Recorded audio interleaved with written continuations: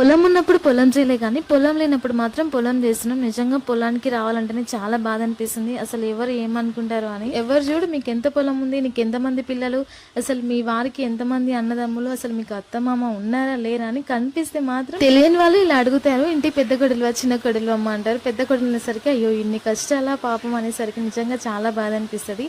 అత్తమామ ఉంటే నాకు ఇన్ని కష్టాలు ఉండేటివి కాదు. ఇక మా వారు పెళ్లి చేసుకుని బెంగళూరు తీసుకుపోతే నిజంగా బెంగళూరులోనే ఉంటామేమో అనుకున్నా కానీ ఫైనల్ గా మళ్ళీ ఊరికే తీసుకొచ్చి ఊర్లోనే పొలం పని అయితే వేస్తున్నాం. పొలం పని చేస్తే అసలుకి వ్యూస్ రావు. ఇంత కష్టపడి పంట చేసినా గానీ రూపాయి కూడా చేతిలో మిగలదు. హైదరాబాద్ వెళ్ళిపోదాం పదండి అని అంటే హైదరాబాద్ వెళ్ళి గిన్నెలు గడిగే బదులు ఊర్లో ఉండి పొలం పని చేసుకుంటే అప్పులు తర్వాత అయినా తీర్పుకోవచ్చు అని మా వారు పట్టే పడుతున్నారు. నైట్ నుంచి నాన్ స్టాప్ కి వర్షం పడి అసలు మార్నింగ్ ఆగిపోయింది అనమాట. ఇంకా నలిగూరు కొట్టడానికి వీలు అవ్వలేదు కాబట్టి అండ్లు అయితే కొట్టించినాం. నలి ఎదరడం ఆఫ్టర్నూన్ వరకే అయిపోతుందేమో అనుకుంటే అసలు ఈవినింగ్ వరకే అయిపోలేదు.